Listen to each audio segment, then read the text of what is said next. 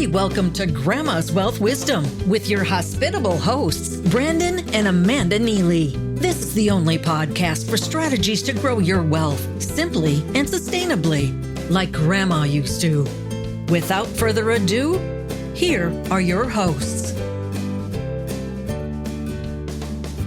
Hi, I'm Amanda, and welcome to Grandma's Wealth Wisdom, where we work with you to build wealth Grandma would be proud of. Hey, and I'm Brandon. In today's episode, we're talking about the concept that most guides our life. I mean, like, seriously, this has been something that's been central to both Amanda and I for, I don't know, since we've been married almost, I feel like. And what we like to call it is the Overflow Principle. And there's reasons we call it the Overflow Principle, mainly because that was our old business, Overflow. And it guided name of the business as well as just some even deeper, way deeper issues like in our soul. So this coffee shop name was a cool name, Overflow. I loved it, but it was deeper than that. So Amanda, what is the Overflow Principle? Yeah, so we're going to define the Overflow Principle. We're going to share how it shaped our history, and then we're going to talk about how it can apply to your life. But first, let me give you the picture of what the Overflow Principle is. So if you picture a fountain, and this fountain represents everything, okay? And you and your close friends and family are at the top of this fountain. And when good things happen to you, that can overflow your level of the fountain and impact your greater community, the town or city in which you live. And then the good things that are happening there can overflow and impact your state that you live in. And then from there, it can overflow and impact our entire nation. Good things happening within our nation can overflow and impact the world. And then just like any good fountain, here in Chicago, we have the Buckingham Fountain. That's the one I kind of picture when I'm picturing this fountain. There's a feedback loop. The good things happening all over the world feed back up into the fountain and can impact you and your close friends and family. A good way to encapsulate this, Martin Luther King Jr. said that injustice anywhere is a threat to justice everywhere. I kind of turn that into a positive, and I say that good things, positive things happening anywhere can result in positive things happening everywhere. And it kind of happens in this overflow way. And we like to think of this in all kinds of levels with, the positive things can be, just that you have a smile on your face, and that makes a smile on your face with your kids or with your spouse or with your neighbor when you interact with them that morning, and then at your workplace. And then that can, that smile, you can imagine just traveling all over the world. It could also look like when you do good, right? When you help someone out, you bake cookies for your neighbor or, whatever, then that can have a ripple effect. It's kind of like that Pay It Forward movie from back in, I think, the 90s. Is that when that came out? I feel kind of old now. Yeah, I think it was the 90s. I forget. Yeah. That idea, like that kid in the movie helps one stranger. And if you haven't seen the movie, go watch it to just kind of see what happens from there. I won't ruin the end of it. You might guess this fountain analogy, kind of how it plays out. But that's the idea behind this overflow principle. Now, we're going to talk about how it shaped our history, and in particular, what it has meant for our stories with money and what money looks like when it's on this fountain. We titled this episode Fountain of Wealth. So we're going to get into that part of it in particular. Yeah, and I want to go back to our inception when we started in the business world. We were idealists. And I think any entrepreneur, if you step into that entrepreneur world or in general, you have to have some degree of idealism. Otherwise, you probably wouldn't start. Yeah, anything. And honestly. If you knew how hard it was, you would do a different thing. We got into this and we had that overflow principle, and we were hugely idealist back then. I think we became a little jaded at points. But really, this overflow principle, it just made sense to us. I mean, who wouldn't want to see these things happening around them in their lives and in their family? So we thought people would get it. We thought, oh my gosh, this made sense. And even like the people around us in our building, all that stuff, they would just naturally gravitate towards it because it's good. But we were mistaken. I feel like we were strongly mistaken, and I don't know, had to go back and really think through things quite a lot. Right? Does that make sense, right, Amanda? Yeah. But we fundamentally continued to believe that the overflow principle was true. The biggest thing that helped us get to know this principle even more in depth was learning from other people that people are selfish, point blank, period. Like, no questions asked. People are selfish, and that's actually a good thing. So you're saying all people are selfish? Like, some people are going to say, I'm not selfish. I mean, they're going to say that. They're going to push back on you and say, I'm not selfish. Yeah. No, so it's a good thing. You would never do anything unless you thought it was of benefit to you. Even if that means helping someone else, you think that that's good for you too, for whatever reason. We donate in order to feel like we're making a positive impact in the world. We run across the street to help an old lady cross the street because we feel like it's the right thing to do, and we would be mad at ourselves if we didn't do it. Like, even when we do good things, it's for selfish reasons, and that's actually a good thing. And it means that when you focus on this top part of the fountain and you make sure that positive things are happening for you and the people close to you, that means that you're going to, in some way, shape, or form, overflow and see positive things happening for others as well. Yeah. And maybe for us, I think like having that cafe and doing this in Chicago, our selfish thing was, hey, this is a cool thing that we get to do and be a part of. But yet is the community and the world side of things, but we didn't think about the most focal part, which was each other and ourselves. Right. And we, just be full disclosure, we got to a point where, because we thought we were putting others before ourselves, and that was the primary thing to do, we got to a really, really bad place when that was our thing.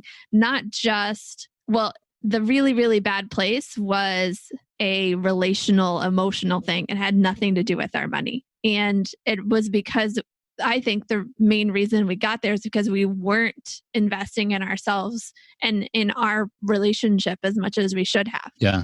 So some of this really came to light when we were meeting with an attorney friend. We were thinking of expanding the business, like to be a coffee empire. That was the idea. Like, how do we take this thing global, basically, is what we were thinking. And with our little financial empire. And we talked to this lawyer and we were like, man, we are amazing. We are doing some awesome stuff. We have no debt. And the lawyer asked us a really important thing. He asked, so how much are you paying yourself? And we said, to me, I was like, well, why does that matter? Like, it doesn't necessarily matter. Look at the business. Look at how everything is going. And what I've came away from that is, again, I was looking and saying, oh man, I felt like a failure a little bit after that meeting. And our focus was too much on that bigger system and not that top layer of taking care of ourselves. And that's where the water comes from. We saw that play out. We don't create the water, right? Water comes deeper. But from the business side, if we are falling apart, there's no business. There's no other funnel, any of that happening. And I saw that not just personally with money, but also in health and in other areas, which I talked about previously. And all those things came crashing down. So, or attempting to, but we still were able to overcome because we thought about it and learned and said, okay, what needs to change to make sure this overflow principle continues? And maybe what's stopping is me. Grandma always said, eat your vegetables. She loved making home-cooked meals with healthy food and from-scratch desserts. Would you create a diet of fast food or cookie-cutter financial products that made you fat and bloated with fees? Or would you like wholesome, time-honored wealth strategies served with balance and trust? Get started with your healthy money planning by downloading Wholesome Wealth Recipes. Your Moolah Cookbook is waiting for you at grandmaswealth.com. So we took a really hard look at ourselves and we said, how are we not actually living out this overflow principle?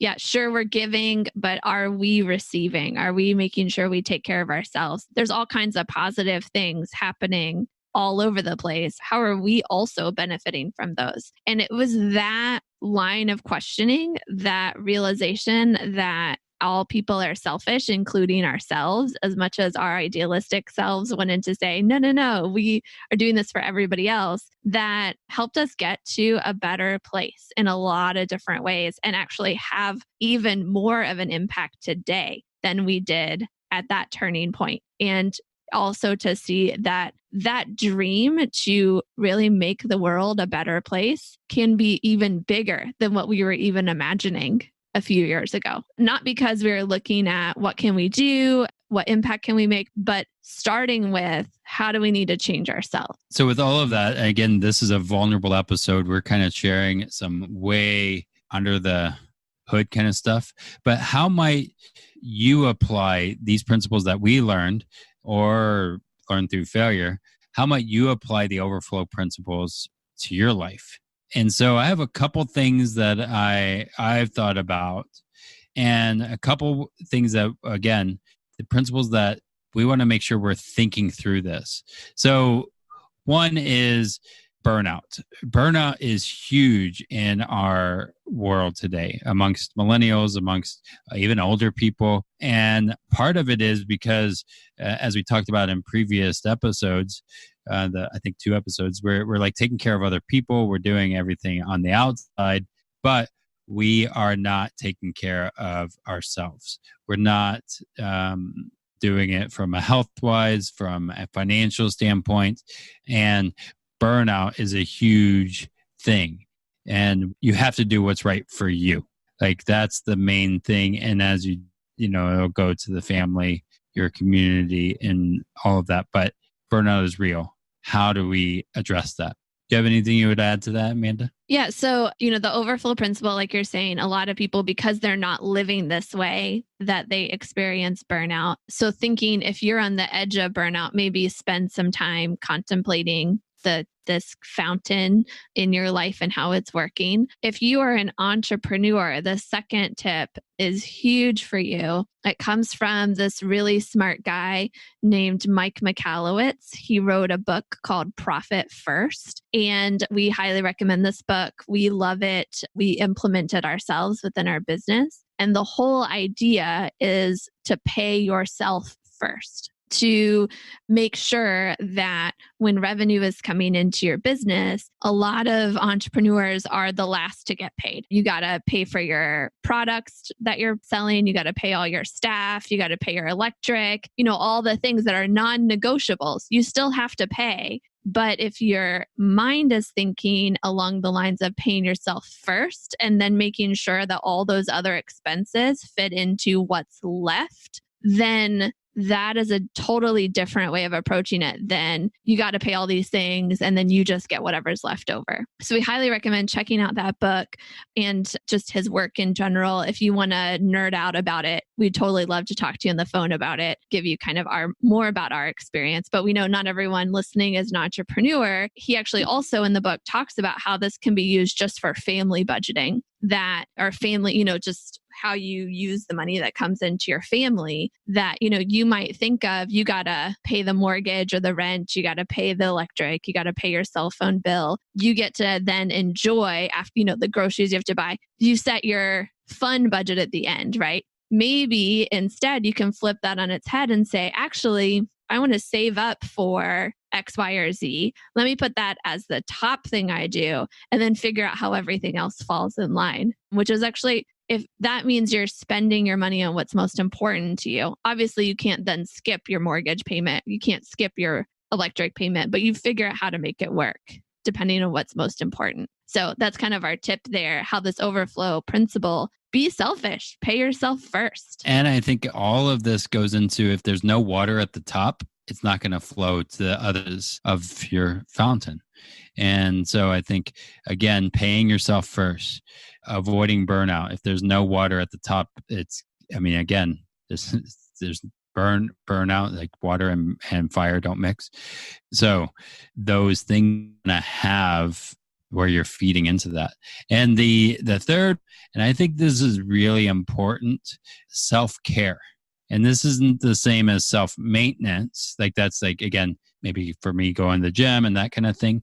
But self-care, thinking about what nourishes you and helps you be in the right mindset. As we work with clients, I see self-sabotage more than sometimes I see self-care. And I don't know, how are you putting into self-care as opposed to self-sabotage? Does that make sense, Amanda? Yeah. So Brandon, give me an example. I'm going to ask you to be vulnerable, extra vulnerable here. What nourishes you? Like food-wise or what? No. What nourishes your soul? You mentioned, going to the gym is just self-maintenance. Like, what is self-care to you? Oh, I'd say like hanging out with a close friend or a couple close friends. And I'd say that is really, that's helpful for me.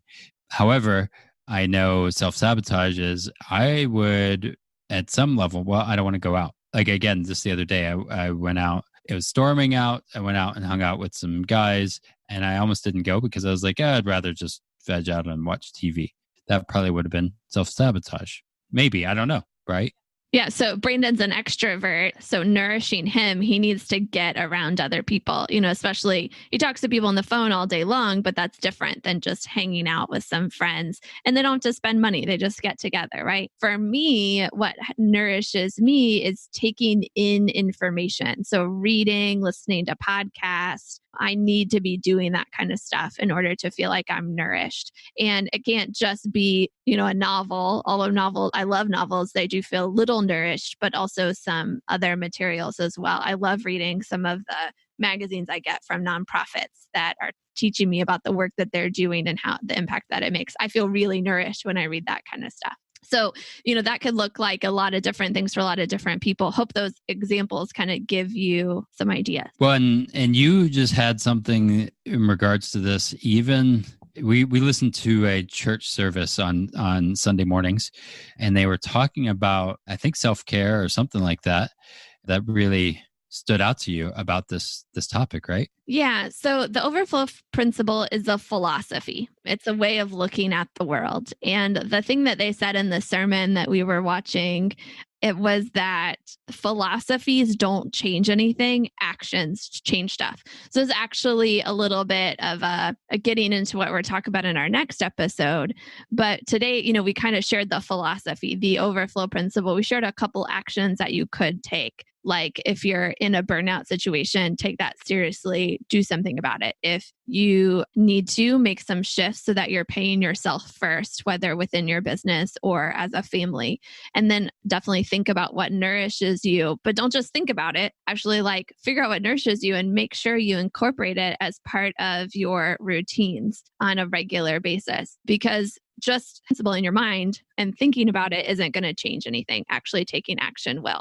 And so this next episode that we are going to do comes out just before Thanksgiving. And of course, Turkey Day is a great time to give thanks, be thankful and grateful for all the things that are happening in our lives that are positive, and that it just so happens that weekend after, a lot of people have time off work, and it turns out to be a great time for action. And we would ask you, and we're going to dig into this in the next episode, what actions might you take instead of shopping the Black Friday deals, and we've got some ideas for you, some actions that you could consider trying that weekend. We actually are going to be doing some similar things for ourselves as well. And so we're going to, dig into that a little bit. And we'll, of course, be talking about the importance of taking action, not just thinking your way to a better future. Yeah. So this episode is kind of off the cuff here. We are sharing some deep stuff that really drives us. Again, the overflow principle, it founded our old business name and all of that. We have some amazing coming in the future here